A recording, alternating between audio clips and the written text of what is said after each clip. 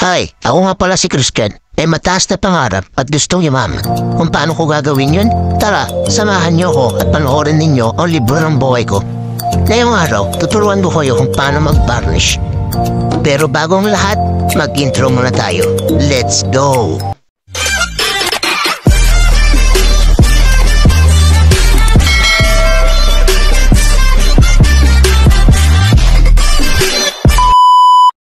At nga pala, bago ang lahat, please subscribe naman sa aking YouTube channel at pakipindot na rin ang notification bell button para updated kayo sa lahat ng mga videos ko. Salamat!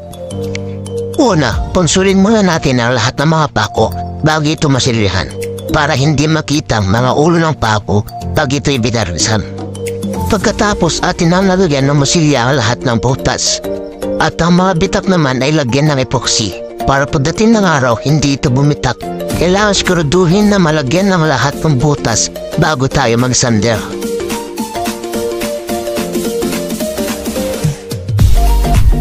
Pagkatapos magsander na tayo, gagamitan muna natin ito ng liha number 60 at isunod ang liha number 100 para matanggal ang daan ng liha number 60.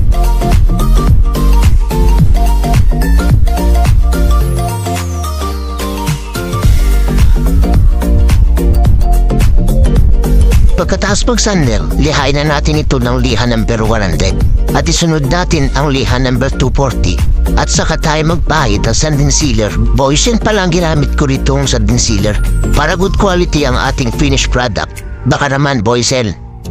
Ang pagtitimpla pala ng sanding sealer ay 70-30. Ang ratio, 70% na sanding sealer at 30% ang lacquer thinner.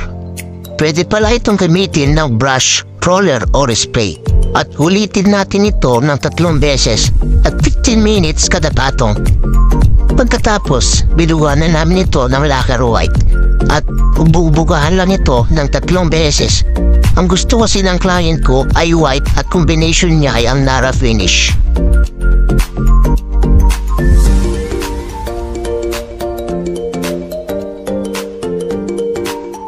Pagkatapos, magantay lamang tayo ng 6 to 12 hours para ito'y matuyo ng mabuti. At pagkatapos, lihain natin ito ng liha number 400.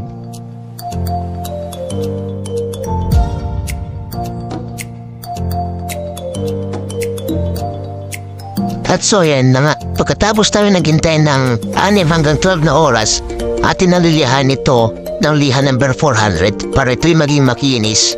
At gagamitin natin ito ng Hudson Top Coat at bubukuhan natin ito ng 3 beses at magantay lamang tayo ng 10 to 15 minutes kada patong para mas lalong maganda ang ating trabaho at good quality sa ating mga client.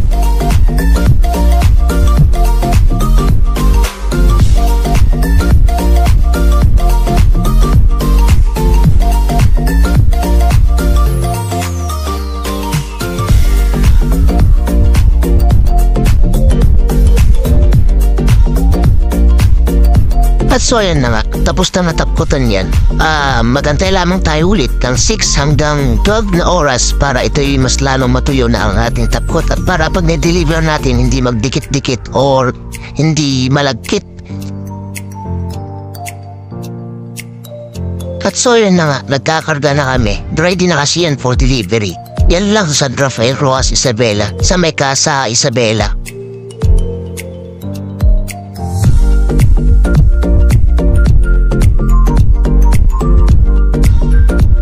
At so yun na nga, ni-deliver na namin sa aking client. Shout out po kay Ma'am Bridget na madaming in-order na furniture sa akin. Maraming salamat po at God bless po. At sa mga gustong umorder at pagpagawa ng furniture, please PM me for more detail. At sa gustong manood sa akin pa na mas marami lang videos ko, please like, comment, and share naman. And hanggang sa muli, dito nagtatapos ang chapter ng buhay ko. Hanggang sa muli, sheesh!